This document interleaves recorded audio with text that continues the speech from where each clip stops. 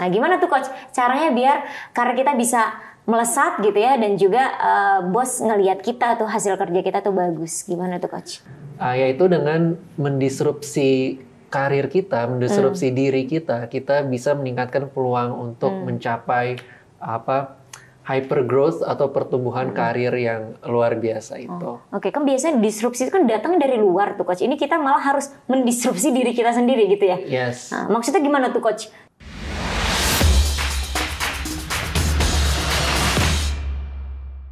Oke, halo Coach. Halo. Apa kabar nih?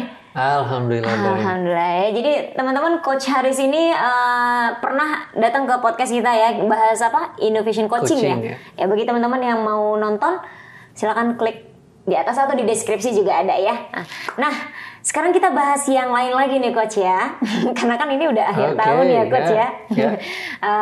Biasanya kalau awal tahun tuh banyak di antara teman-teman ya yang dapat promosi, naik jabatan gitu ya, karirnya naik gitu ya, melesat gitu. Tapi ada juga yang karirnya kadang biasa-biasa aja nih Coach. Nah, pastinya kita sebagai karyawan ya Coach ya, pengen punya karir yang karirnya tuh ya nggak biasa-biasa aja gitu Coach, yang melesat gitu Coach. Jadi kita pengen jadi karyawan yang bisa dilihat atasan, tapi bukan dengan menjilat gitu Coach, tapi dengan prestasi. Nah, gimana tuh Coach caranya biar karir kita bisa melesat gitu ya, dan juga bos ngelihat kita tuh hasil kerja kita tuh bagus. Gimana tuh Coach? Oke, interesting topic Salia. Thank you untuk pertanyaannya. Happy to be here. Yes. Jadi karena Cias itu adalah konsultan inovasi, kita coba mungkin tackle pertanyaan itu dengan teori inovasi ya. Jadi yang bisa kita lakukan adalah dengan mendisrupsi diri kita, atau mendisrupsi, lebih spesifiknya mendisrupsi karir kita. Yang saya maksud adalah kita melakukan upaya-upaya pengembangan karir ya, seperti mungkin lanjutkan studi, belajar, ngikutin pelatihan, atau melakukan proyek baru yang itu bisa mendorong karir kita menuju akselerasi ya. Jadi tapi pertumbuhan atau akselerasi karirnya itu yang hyper ya, yang tinggi ya, yang sangat akselerasi gitu ya. Dan yaitu dengan mendisrupsi karir kita, mendisrupsi diri kita bisa meningkatkan peluang untuk mencapai hyper growth atau pertumbuhan karir yang luar biasa itu. Oke, kan biasanya disrupsi itu kan datang dari luar tuh Coach. Ini kita malah harus mendisrupsi diri kita sendiri gitu ya. Yes. Nah, maksudnya gimana tuh Coach? Jadi harus dengan apa tuh, mendisrupsi seperti apa tuh? Yes. Jadi mungkin agar lebih kebayang ya. Jadi konsep utama di balik disrupsi, disrupting ourselves, disrupsi diri itu adalah dari disruptive innovation ya. Kayak tadi, yuk kita belajar dari teori inovasi ya. Nah, jadi apa sih yang membedakan disruptive innovation ya dengan mungkin inovasi biasa ya, yang tidak disruptif gitu ya. Karena kan nggak semua inovasi disruptif ya. Nah, jadi disruptive innovation ini adalah istilah dari seorang Harvard Business School professor Clayton Christensen dalam bukunya Innovator's Dilemma. Jadi simpelnya disruptive innovation adalah suatu inovasi baru di pasar yang yaitu bisa produk atau layanan ya, yang itu tiba-tiba tanpa diduga orang-orang itu adopsi atau penjual itu naik dengan sangat cepat dalam waktu yang relatif singkat ya, dan itu berhasil ya, ini kuncinya berhasil menggulingkan ya pemain-pemain lama di sebuah industri.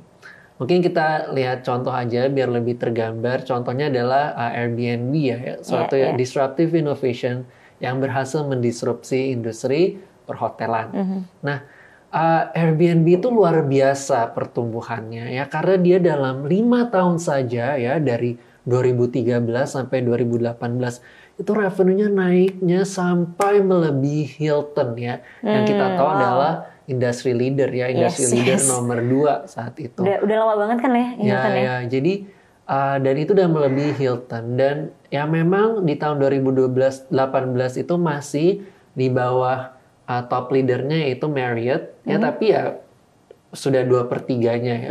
So itu quite an achievement. Dan sebenarnya kalau kita bandingkan dengan Marriott ya, kita lihat Marriott itu sudah berdiri 89 tahun. 89 tahun. Yes. Sedangkan Airbnb baru berapa tadi? 5 tahun ya? Baru 10 tahun ya. Baru 10 tahun. Jadi beda tahun itu, dan Marriott itu sudah sudah kapasitasnya itu 690.000 kamar ya, tapi Airbnb juga sudah 650.000 kamar. Ya, dan Marriott itu sudah beroperasi di 80 negara ya, 80 negara, dan Airbnb itu udah di 192 negara. Ya, so luar biasa ya achievementnya kalau kita bandingkan umurnya dan juga skalanya, itu sudah ya hampir tidak kalah gitu ya. So, dan jadi memang kita tidak bisa bandingkan apple to apple ya, Marriott sama Airbnb, karena itu kan juga bisnis modelnya beda. Tapi nggak bisa dipungkiri bahwa Airbnb telah merebut porsi besar ya dari pasar perhotelan ya. Dan itulah disruptive innovation. Jadi, dan awalnya itu kan tadi saya bilang tanpa diduga ya, karena di awalnya mungkin Airbnb juga tidak dianggap sebagai ancaman serius bagi perusahaan-perusahaan perhotelan ya, karena itu kan startup kecil ya, dan juga bukan hotel, itu mah bukan kompetitor. Ya, tapi itulah disruptive innovation. Awalnya itu nggak diduga, nggak disangka, tidak dianggap ancaman, tapi tiba-tiba saja itu berhasil mendisrupsi pasar ya, berhasil merebut porsi besar pasar dari pemain-pemain lama ya, dan itulah yang membedakan disruptive innovation dengan inovasi biasa. Dan yang membedakan lagi adalah pola pertumbuhan disruptive innovation itu yang nggak linear ya. Gimana tuh maksudnya? Nggak linear itu jadi seperti apa? Jadi satu visualisasi yang bisa membantu kita adalah S-curve ya. S-curve usulan E.M. Rogers. Jadi kalau Mbak Sally dan teman-teman coba Google S-curve, itu bentuknya S seperti ini ya, cuma lengkungannya tuh curam gitu, jadi nggak persis S. Jadi disruptive innovation itu awalnya itu garis lurus gitu ya, flat. Jadi seakan-akan jadi adopsinya masih rendah, penjualan masih rendah, dan juga kayaknya tuh pertumbuhannya nggak signifikan ya, kayaknya flat. Tapi tiba-tiba setelah mungkin para pengguna dininya itu udah mulai suka dan dia mempromosikan ya, akhirnya mainstream juga mau mencoba ya, mainstream mau mencoba, dan ketika works mainstream cocok, itu langsung adopsinya, penjualannya itu akselerasi yang kita sebut hyper growth ya. Jadi akselerasinya luar biasa, tidak linear ya, dalam waktu singkat dan tanpa diduga orang-orang ya. Dan itu biasanya sampai sekitar, biasanya itu mulai ketika sudah ya 10-15% penetrasi pasar ya. Contohnya mungkin Facebook ya. Jadi Facebook itu butuh sekitar 4 tahun ya sampai dia mencapai 10% penetrasi ya, sekitar 100 juta pengguna ya. Tapi kemudian dalam 4 tahun berikutnya pertumbuhannya bukan 100 ya. Bukan 100 tapi 800 juta pengguna. Jadi 8 kali lipat. Jadi pertumbuhannya akselerasi luar biasa dalam waktu yang singkat. Dan ya kembali ke S-curve ya, suatu disruptive innovation setelah hypergrowth-nya itu akan melambat ya, jadi akselerasinya akan turun dan mendatar kembali menjadi garis lurus ya, sehingga itu disrupsi atau hypergrowth-nya sudah selesai. Jadi itulah pola S-curve yang membedakan disruptive innovation dan innovation biasa ya. Dan hypergrowth ini kita tidak bisa prediksikan ya. Jadi kita tidak bisa tahu apakah betul-betul suatu inovasi akan disruptif atau tidak sampai hypergrowth itu tercapai ya, terlihat ya. Jadi kembali ke mungkin tadi pertanyaannya, pertanyaannya soal karir ya. Jadi korelasinya apa tuh dengan disruptive innovation itu dengan karir ya? Korelasinya gimana tuh? Yes, thank you. So jadi apa sih korelasinya? Saya tadi ngomong panjangnya tentang disruptive innovation. Tadi kan kita ngomongin karir ya. Apa hubungannya?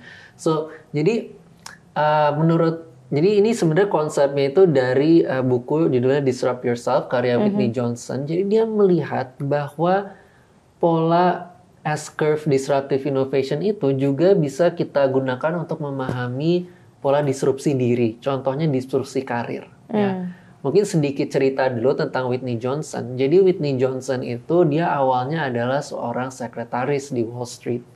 Tapi dia juga sambil bekerja, dia juga belajar bisnis di night school. Di sekolah malam. Sehingga dia karirnya naik dan dia diangkat menjadi investment banker. Dan di saat itu, yaitu suatu lompatan ya, setidaknya saat itu. Suatu lompatan yang jarang ya, yang tidak sering ya, tidak biasa. Jarang di antara kita dapat kesempatan itu ya. Yes, dan kemudian karirnya terus berkembang gitu ya, sampai akhirnya dia jadi equity research analyst di Merrill Lynch, di mana pekerjaannya adalah dia memberikan rekomendasi terkait saham-saham mana nih yang patut dibeli dan dijual gitu ya. Jadi dan dia menjadi cukup dikenal gitu ya untuk financial modelingnya yang tepat gitu ya, cukup tepat dalam memprediksi perusahaan-perusahaan mana yang akan bertumbuh, mana yang tidak, sehingga saham mana yang patut dibeli.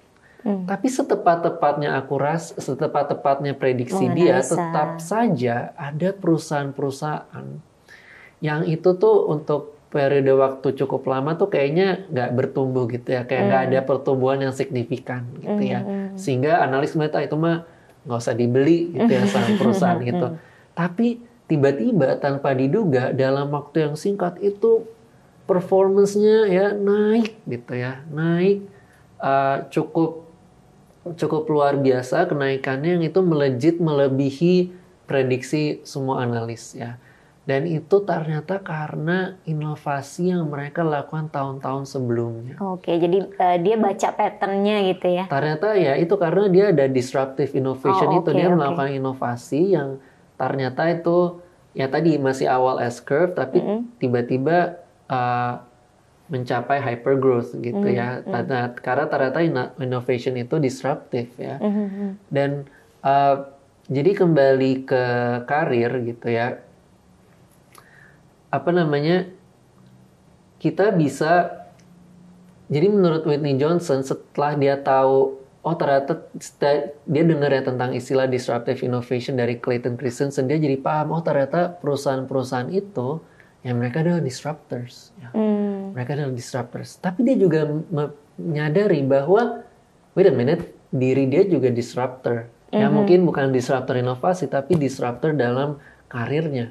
Karena dengan dia berhasil itu ya, dengan dia belajar bisnis tadi, itu adalah salah satu upaya pengembangan karir yang ternyata itu disruptif efeknya dan membantu dia sampai akhirnya dia karirnya bisa akselerasi ya, dari sekretaris sampai menjadi equity research analyst ya, dalam waktu yang menjadi analis yang dikenal gitu ya, yang dikenal dalam waktu yang relatif singkat gitu. Jadi dengan kita melakukan upaya pengembangan karir ya, yang upaya pengembangan karir terus-menerus, itu kita meningkatkan peluang kita untuk mendisrupsi karir kita. Disrupsi karir kita sehingga itu bisa akselerasi ya dengan tinggi, dengan cepat ya, menuju hypergrowth, seperti hypergrowth S-curve tadi.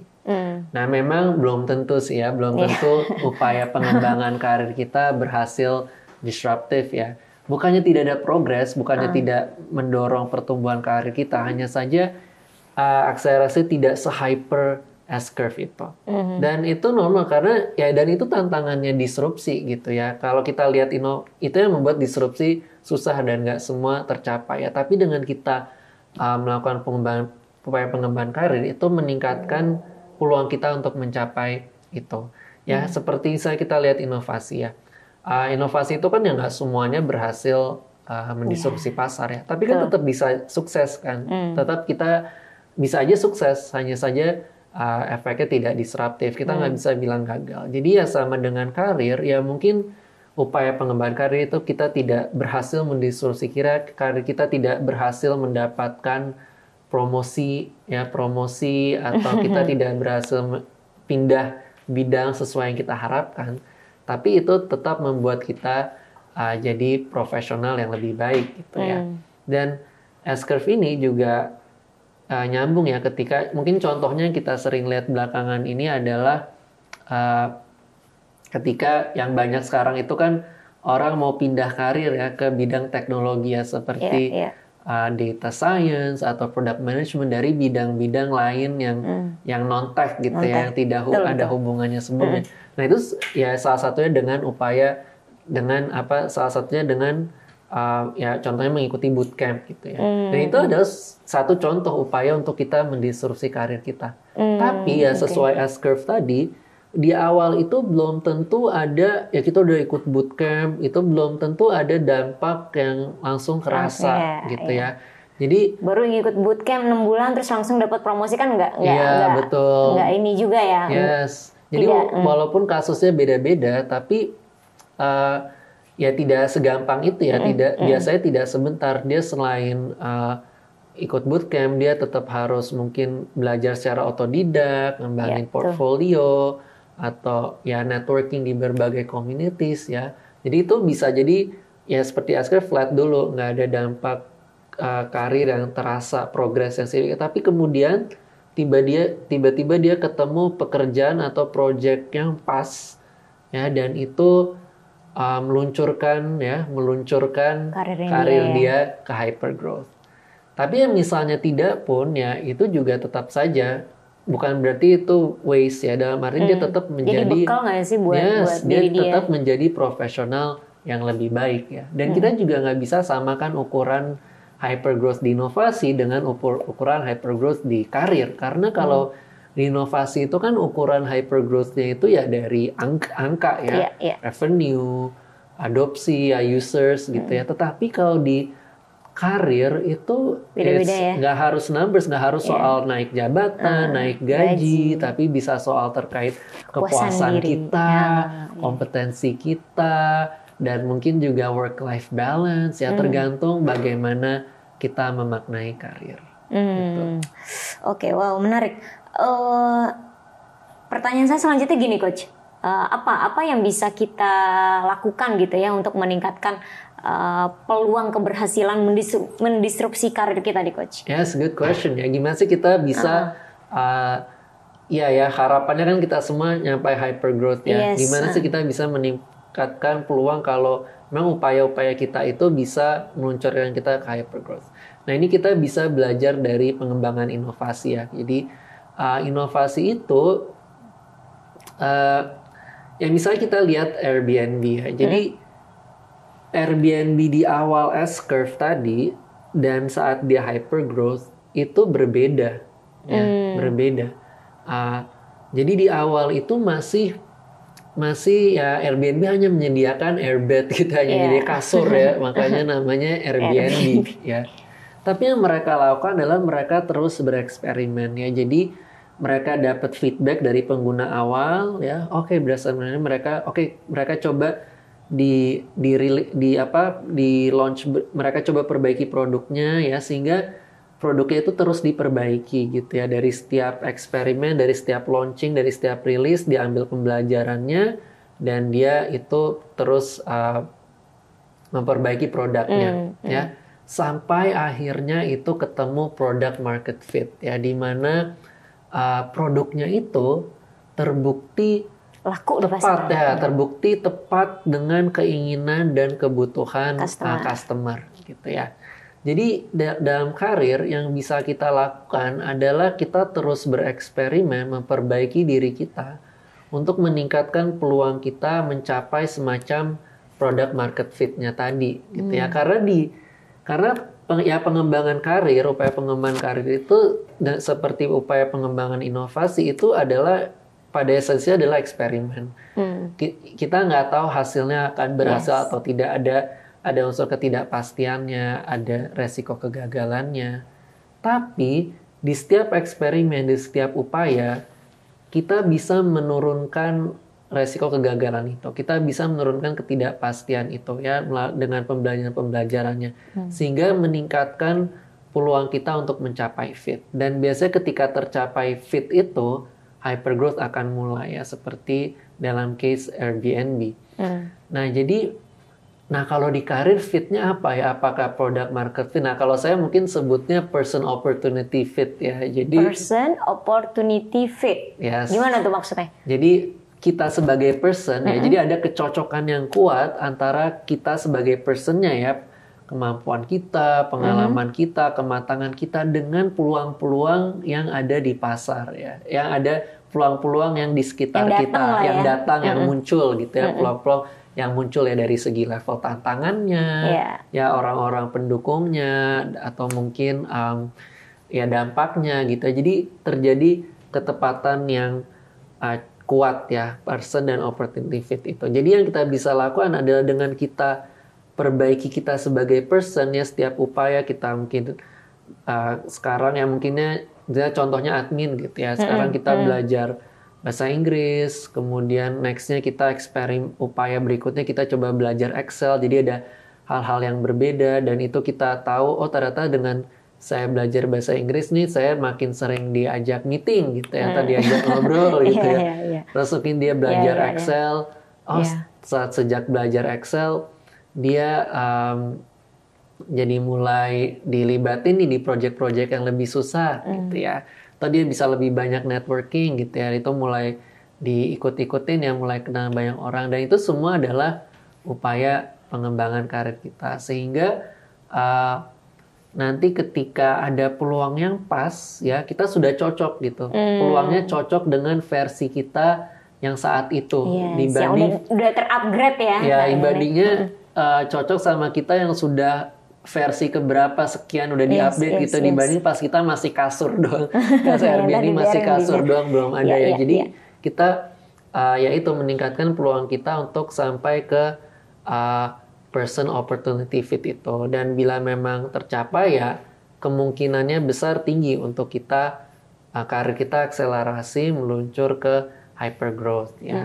Tapi ya dan nanti ya seperti S-curve itu ada waktunya di mana akselerasi itu akan selesai dan kita mendatar lagi curve, dan ya itu kita berarti harus memulai S-curve baru. Kita harus mendisrupsi kita lagi. Jadi yang sering terjadi adalah kita ya kita udah habis kuliah, dulu udah kerja, kita lama ya kita tidak melakukan upaya-upaya tambahan untuk mendisrupsi karir kita ya. Jadi nggak kita update skill yang lain gitu ya, nggak belajar yang lain. Betul, gitu. atau kita nggak coba melakukan project yang lebih challenging mungkin ya. Jadi kita nggak ada upaya mendisrupsi diri sehingga ya akhirnya S-curve-nya itu tidak mulai. Nah mungkin pertanyaannya, apakah dengan kita mungkin nggak sih kita ya itu ya terus eksperimen, terus melakukan upaya pengembangan diri, tetapi fitnya tidak tercapai-capai? Nah, bisa jadi. Karena kan itu tadi ya bukan best practice Karena ada ketidakpastian ya. Karena ada ketidakpastian itu bukan dan best practice ya. Ya ada ketidakpastian itu dan memang fit tidak bisa dipaksakan gitu. Artinya kalau di inovasi ya bisa jadi kita terus terus memperbaiki produk kita ya, tapi customer tidak menginginkannya, tetap aja nggak pengen make gitu ya. Sama halnya kita bisa jadi terus belajar ini itu, tapi ya memang tidak tercapai, tidak ketemu tuh peluang yang kita harapkan ya. Nah jadi kalau memang itu disruptor yang sukses ya, dia adalah yang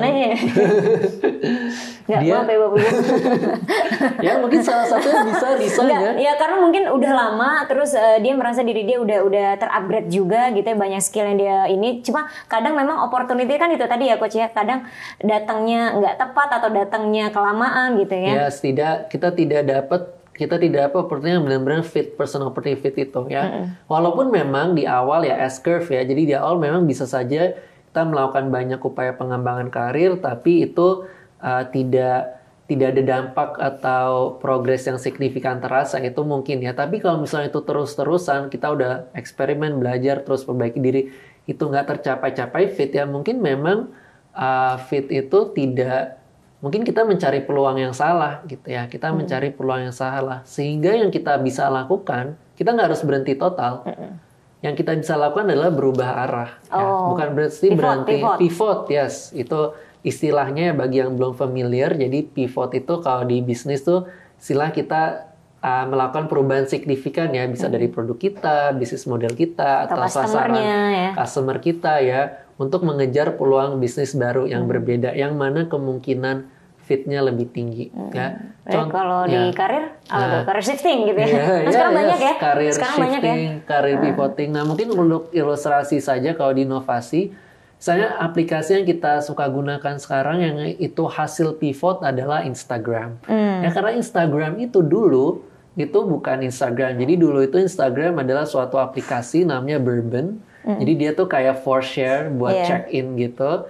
Dan tapi fiturnya banyak gitu ya. Dan akhirnya fiturnya terlalu banyak, terlalu kompleks, orang jadi nggak mau make. Tapi foundernya mengambil pembelajaran dari situ. Dia melihat, oke, ternyata orang nggak suka dengan yang kompleks. Dan dia juga melihat di Bourbon itu ada satu fitur yang itu cukup disukai orang-orang. Dan itu photo sharing. Nah akhirnya makanya dia pivot membuat produk baru yaitu Instagram aplikasi sekarang yang kita kenal ya. Aplikasi photo sharing yang sangat simple ya, Instagram that we love today. So jadi ya kita bisa jadi ya mungkin Bourbon itu menyasar ya selain produknya kurang, tapi dia juga mungkin menyasar customer yang kurang tepat gitu ya. Sehingga dalam konteks karir, bila memang tidak tercapai fit, ya kita bisa pivot ya. Antaranya tadi ya kita mencari perusahaan lain atau kita meminta. Mungkin nggak cari perusahaan lain dulu kali ya coach ya. Ntar diomelin sama HR yang nonton nih. Mungkin salah satunya kalau di kami tuh kalau memang udah ini kita silakan tantang diri kalian itu untuk pindah divisi mungkin ya. Pindah bagian lain, divisi lain atau mungkin pindah ke bidang lain ya dengan ikut bootcamp tadi. Dan betul tidak mesti cari perusahaan lain ya. Kita mungkin bisa melakukan ya salah satunya itu ya dengan kita melakukan project ya, contohnya project inovasi yang Cias bantu itu juga project inovasi adalah suatu upaya pengembangan karir yang sangat mungkin ya untuk mendisrupsi karir kita, membuka kita ke peluang-peluang baru ya. Jadi disruptor yang sukses adalah mereka yang bijak ketika, jadi mungkin menjawab pertanyaan Mbak Sally di awal ya, gimana sih mungkin sekalian saya simpulkan bagaimana kita meningkatkan peluang untuk berhasil mendisrupsi tadi ya. Pertama kita harus terus bereksperimen ya, terus memperbaiki diri dan belajar dari setiap eksperimen untuk eksperimen atau upaya pengembangan berikutnya. Tapi kita juga perlu bijak dan fleksibel ketika memang kita harus pivot, berubah arah, mencari peluang lain yang itu peluang karir yang dimana kemungkinan mencapai fitnya itu lebih tinggi ya. Dan itu memang tidak bisa diprediksi ya. Kita tidak akan tahu. Yang bisa kita lakukan adalah terus bereksperimen sampai ketemu fit tersebut, dan ya memang kalau dibutuhkan ya pivot. Oke.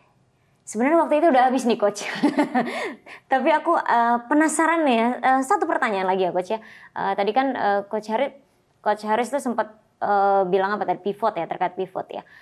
Cuma jadi yang ada pertanyaanku adalah gini.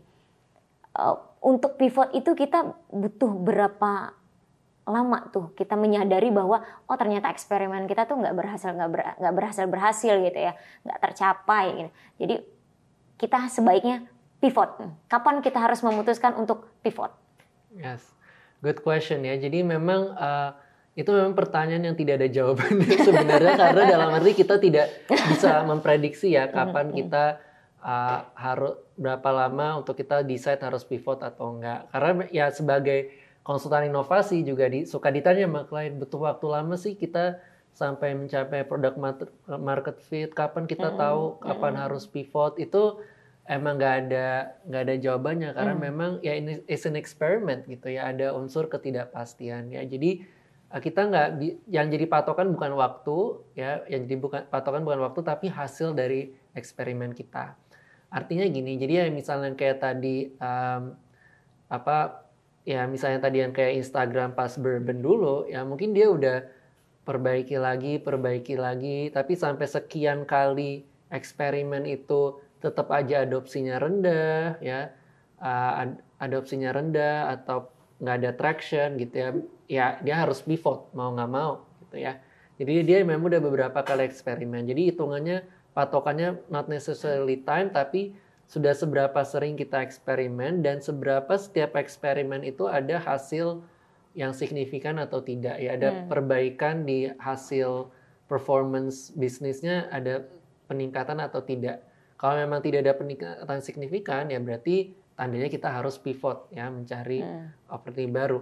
Nah, sama halnya dengan karir, yang kita bisa lakukan adalah kita lihat dari setiap eksperimen atau upaya pengembangan karir kita. Jadi misalnya contohnya kita belajar bahasa Inggris nih, misalnya admin tadi ya, belajar bahasa Inggris. Nah, kita lihat dulu hasilnya. Ngaruh nggak sih belajar bahasa Inggris di perusahaan saya atau di posisi saya? Ada nggak sih orang yang ngajak saya ngomong Inggris atau minta saya bikin dokumen dalam bahasa Inggris ya? Ada nggak sih gunanya? Ya, bisa jadi ternyata itu karena perusahaan lokal banget gitu ya, itu tidak gitu ya, tidak ada gitu ya. Apakah dia harus langsung pivot mencari perusahaan baru? Tidak harus gitu ya. Misalnya dia memang tetap melihat ada potensi ya, peluang di perusahaan itu, ya dia bisa lakukan eksperimen lagi. Cuma eksperimennya berbeda dengan yang sebelumnya. Dia udah belajar dulu, dia udah dapat belajar, oh ternyata bahasa Inggris tuh nggak terlalu dilihat ya di perusahaan saya. Mungkin yang dia eksperimen berikutnya dia bukan belajar bahasa Inggris, tapi mungkin dia belajar Excel. Gitu ya, dia, pelajari skill yang lain ya, gitu ya. Bisa ya, dia pelajari Excel dan dia coba ya mungkin dia jadi bisa ngitung cepat, data entry cepat gitu ya. Terus dia lihat hasilnya. Ternyata sejak belajar Excel kecepatan kerja dia naik nih, dia jadi lebih cepat kerjanya dan juga lebih bosnya juga jadi mulai ngasih pekerjaan yang lebih menantang gitu ya. Nah, berarti ini tanda bagus kalau dia eksperimennya hasilnya positif dan itu ada progres menuju person opportunity fit tadi, walaupun belum sepenuhnya tercapai. Nah, apa eksperimen yang bisa dia lakukan berikutnya? Dia mungkin bisa coba minta ke atasannya, minta pekerjaan baru tambahan atau project yang itu di luar pekerjaan biasanya yang mungkin memanfaatkan Excel-nya gitu ya. Dan di sisi lain dia juga semakin intens mungkin nambah belajar Excel-nya ya. Dan bisa jadi itu works gitu ya. Misalnya bosnya, oh ya saya harus meeting nih dengan manajemen, tolong dong bikin simulasi data ini itu. Dan mungkin akhirnya dia bisa gitu ya. Karena dia tadi udah update tadi kan. Dan itu jadi eksperimennya berhasil dan ada hasil signifikan, dampak signifikan, peningkatan ya, progres dibanding eksperimen sebelumnya. Berarti itu tanda kita in the right direction towards fit dan kita belum harus pivot. Ya, tapi kalau memang ternyata misalnya tadi dia belajar Excel tetap itu juga bosnya nggak dibutuhkan gitu ya, dia nggak dikasih kerjaan tambahan terus ya, mungkin berarti itu ada tanda-tanda kemungkinan tinggi dia harus pivot gitu ya. Mungkin dia cari tempat yang dimana skill set barunya itu lebih diapresiasi. Atau nggak mesti perusahaan baru ya, dia mungkin bisa coba cek divisi lain, gitu dia ya. bisa coba networking dulu dengan orang bagian-bagian lain, sehingga ketika dia mungkin request, ada peluang, ada opening di bagian lain, dia bisa coba mengajukan dirinya ya, dengan kemampuan, dengan skill set yang sudah lebih kaya gitu ya. Mungkin semoga itu contoh menjawab pertanyaan Mbak. Sip, thank you Coach Haris. Teman-teman jangan lupa ya, tadi mudah-mudahan langsung dicatat ya apa aja yang harus kita bisa refleksikan ke diri kita, dan mudah-mudahan setelah teman-teman dengar podcast kita ini ya, karirnya makin melesat gitu ya Coach ya. Yes, dan intinya kita bisa disrupt ourselves ya. So kakak, semoga ini tahun baru, yuk kita disrupt yourself ya, agar menjadi individu yang lebih keren lagi. Amin. Oke, sip. Thank you Coach Haris. Kita undang lagi kapan-kapan ya. Amin. Siap dong ya. Looking forward to it. Yes, oke. Thank you. Thank you.